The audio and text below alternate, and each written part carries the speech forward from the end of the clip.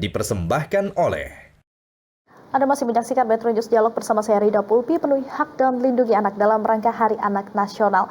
Nah, Bu Yuni, sebenarnya apa tantangan penghapusan kekerasan seksual pada anak, terutama di Kota Semarang? Kalau tantangannya itu kita sebenarnya harus menerapkan langsung yang Undang-Undang TPKS, Undang-Undang tentang tindak laku kekerasan itu seksual itu segera diberlakukan, baik itu semua masyarakat itu tahu bahwa Undang-Undang TPKS yang terbaru di 2022 ini hukumannya itu lebih istilahnya lebih memberatkan berat, untuk yang perilaku baik itu secara fisik ataupun hanya yang tidak ringan. Jadi kita nanti akan terus aktifkan untuk Undang-Undang TPKS itu. Sosialisasinya akan digencarkan, gitu ya. Iya. Nah, kalau Pak Kadarusman, strateginya nanti akan seperti apa untuk menghapuskan kekerasan seksual terutama pada anak? Iya, ini strateginya kan harus pakai strategi khusus. Nanti kita akan duduk bersama dalam memberikan sebuah yang namanya membentuk sebuah strategi yang harus disampaikan kepada masyarakat. Karena ini kan tidak kasus-kasus yang begitu saja kelihatan. Iya. Jadi kan butuh penanganan khusus juga. Strateginya pun juga harus artinya kita tidak bisa sendirian dari lembaga kita legislatif kan tidak mungkin bisa sendirian hanya menganggarkan begitu saja, tetapi tanpa ada komunikasi, koordinasi, terus ada tim yang benar-benar duduk bersama, tidak hanya dari pemerintah Kota Semarang, tapi melibatkan dari universitas juga, dari Polusia dan teman-teman, dari kepolisian, dari swasta, dan semuanya harus duduk bersama untuk bisa bergerak bersama, untuk bisa memberikan sebuah artinya tidak hanya sosialisasi di situ, memang aturannya juga jelas, terus untuk sanksinya juga harus jelas juga kepada pelaku-pelaku inilah. Persoalannya di kita ini yang namanya penanganan hukum ini kalau di usianya belum ada 15 atau 17, ini kan susah juga. Padahal pelaku seksual banyak juga dilakukan oleh mereka-mereka yang umur. Ini persoalannya. Bagaimana caranya kita menangani supaya mereka ada efek jerah, sedangkan hukuman tidak bisa dilakukan di bawah umur. Perlu ada revisi kah, Pak? Nah, ini kita hanya berharap supaya itu diperhitungkan, supaya itu ditinjau kembali khusus untuk penanganan ini. Yang remaja. Iya. Nah, mungkin untuk kasus-kasus yang lain, oke lah di bawah umur belum bisa diproses. Tapi yang untuk ini kan harus supaya ada efek jerah buat mereka-mereka sehingga tidak ada korban-korban lagi dan tidak ada pelaku yang kepingin ngikuti karena gara-gara tidak ada hukuman yang jelas mereka juga mengulang lagi. Iya, itu yang kita khawatirkan, sehingga kami yang ada di wilayah daerah Kota Semarang atau di wilayah kota ini berharaplah kepada pemerintah pusat untuk bisa meninjau kembali pelaku-pelaku khususnya yang untuk itu. Iya, ini memang semua pihak harus bekerja sama untuk menekan angka kekerasan pada anak begitu ya. Nah, kalau dari Bu Lucia sebagai seorang psikolog dan juga akademisi, strateginya seperti apa Bu kira-kira nanti untuk membantu pihak-pihak terkait pastinya untuk menekan angka kekerasan anak ini? Ya, paling enggak tadi kembali lagi kepada peran keluarga ya. Jadi kalau di keluarga itu anak tadi itu semacam mendapat tempat, maka dia tidak akan pasti berbuat menyimpang begitu. Biasanya anak-anak tadi yang Bapak sampaikan tadi, ada remaja yang sampai melakukan seperti itu. Itu karena pasti anak yang kurang mendapat perhatian dari orang tua. Mungkin dia tidak pernah mendapat senyum atau sambutan perhatian dari orang tua. Mungkin sekedar pujian aja dia nggak dapat begitu ya. Padahal itu penting banget buat anak. Ketika anak dipuji, maka dia akan merasa dicintai, maka dia nggak akan mencari sesuatu di luar gitu. Kalau udah cari sesuatu kan di luar jadi salah akibatnya, salah pergaulan, salah apa yang dia lihat, akhirnya itu yang dia lakukan. Nah, di sini orang tua sangat penting, terutama ibu tadi ya, untuk memberikan waktu, hati, kemudian jangan lupa ketika anak itu berbuat sesuatu yang baik, berilah sedikit apresiasi, pujian yang nggak harus berupa uang, tapi perhatian dan juga tadi sekedar pujian aja gitu, itu merupakan titik kebutuhan dasar dari manusia seperti itu. Tapi kalau diabaikan, dilupakan kan rasanya sakit hati. Ketika sakit hati ini terus terbawa, ya untuk membalas rasa sakit hati tadi banyak hal yang dilakukan yang tujuannya sekedar untuk mempermalukan orang tua bisa juga.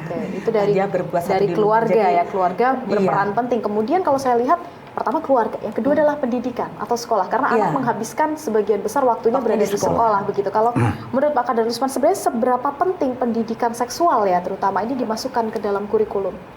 Ya, kalau saya sih sebetulnya penting apa yang disampaikan Bu Lucia. Tidak hanya keluarga, tidak hanya orang tua yang mengawasi anak karena waktu di sekolah pun kan sekarang mulai jam 7 nih sampai jam 3 jam 4. Berarti kan hampir 8 jam ada di sekolahan. Banyak menghabiskan waktu di sekolah. Banyak menghabiskan waktu di luar rumah, akhirnya di sekolahan. Berarti kan perlu juga pendidikan seksual ini disisipkan dalam sebuah kurikulum agar guru dari pihak pendidikan itu bisa memberikan sebuah pemahaman tentang seks ini juga harus bisa diberikan di usia dini, walaupun kadang-kadang tabu buat mereka. Tapi kalau tidak dipaksakan, nanti mereka kan penasaran terus melakukan percobaan atau mencoba sesuatu yang dianggap oleh dirinya ini karena tidak pernah diberikan informasi kepada orang tuanya, sehingga mereka itu dengan cara-cara yang lain sesuka mereka sendiri. Nah, syukur-syukur kalau dari pendidikan ini masuk, dari orang tua masuk. Nah, ini insya Allah akan, itu namanya gayung bersambut. Oke, nah kemudian Pak Kadarusman, inovasi apa nanti yang dari pemerintah untuk menekan angka kekerasan pada anak?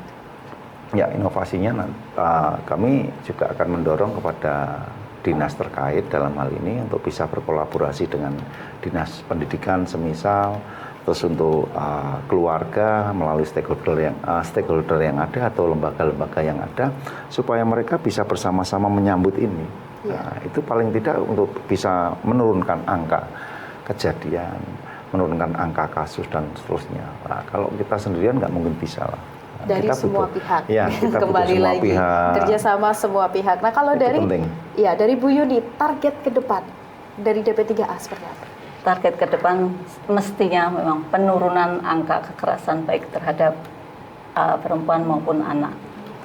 Dan untuk semuanya diharapkan untuk bisa bergerak bersama seperti tadi oleh Bapak Kadarusman, tidak hanya dari sisi pemerintahan, legislatif, swasta, dan pihak ketiga harus bergerak bersama untuk menurunkan tingkat kekerasan itu sendiri.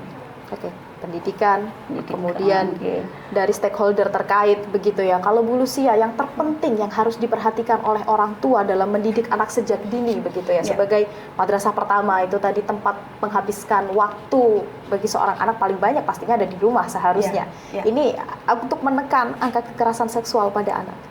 Itu menumbuhkan rasa percaya diri anak itu penting sekali. Jadi kenapa anak menjadi korban itu karena dia tidak berani untuk asertif memberontak atau apa. Jadi hanya diam. Nah, ketika tadi rasa percaya diri dari tumbuh pada anak, kemudian konsep diri terbentuk, anak ini berani untuk menyatakan diri, menolak ataupun dia melawan. Jadi dari anak sendiri harus dibekali bahwa dia harus tumbuh jadi sosok yang penuh percaya diri, asertif, berani menolak begitu. Tidak harus jadi orang yang diam, menurut, dia apa-apakan aja cuma diam begitu. Bahkan diancam juga dia nerima diam. Nah, ini yang bahaya akan terus berlanjut dan berulang oleh orang yang sama. Nah, jadi rasa percaya diri, konsep diri pada anak ditumbuhkan begitu. Pendidikan seksual kepada anak sejak dini begitu ya, penting bukan hanya dari keluarga tapi juga pendidikan, kemudian dari pemerintah dan juga dinas, DP3A, stakeholder terkait ini juga ikut bersama, bekerja sama untuk menekan angka kekerasan pada anak terutama di Kota Semarang. Tadi Pak Kadarusman menyatakan sosialisasi kegiatan dan juga fasilitas yang sudah diberikan oleh pemerintah Kota Semarang ini sudah cukup untuk menekan angka kekerasan pada anak, namun harus ada kegiatan yang kontinu. Bagaimana memfollow up dari hasil kegiatan-kegiatan tersebut, kemudian bagaimana untuk mendidik orang tua agar orang tua ini juga bisa memberikan pendidikan yang terbaik kepada anak agar bisa mencegah kekerasan seksual pada anak. Kemudian perlu dimanfaatkan lagi fasilitas-fasilitas yang ada.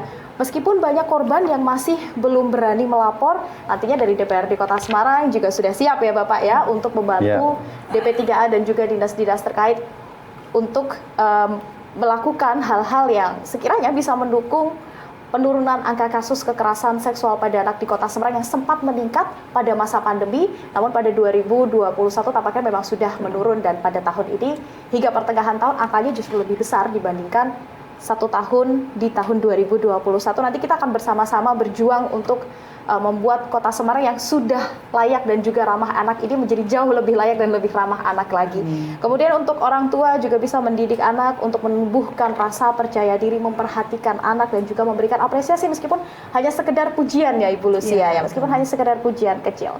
Baik, terima kasih banyak Pak Kadar Lusman, Ketua DPRD Kota Semarang, Ibu Yudi Salawati, Kepala Bidang PPA DP3A, dan juga Ibu Lucia Trisni, dosen Fakultas Psikologi Universitas Sugiyopranoto sudah berbincang bersama kami hari ini mengenai penuhi hak dan lindungi anak dalam rangka Hari Anak Nasional. Terima kasih banyak dan pemirsa, demikian Metro News Dialog pada hari ini, dan jangan lupa untuk tetap patuhi protokol kesehatan dimanapun Anda berada. Sampai jumpa.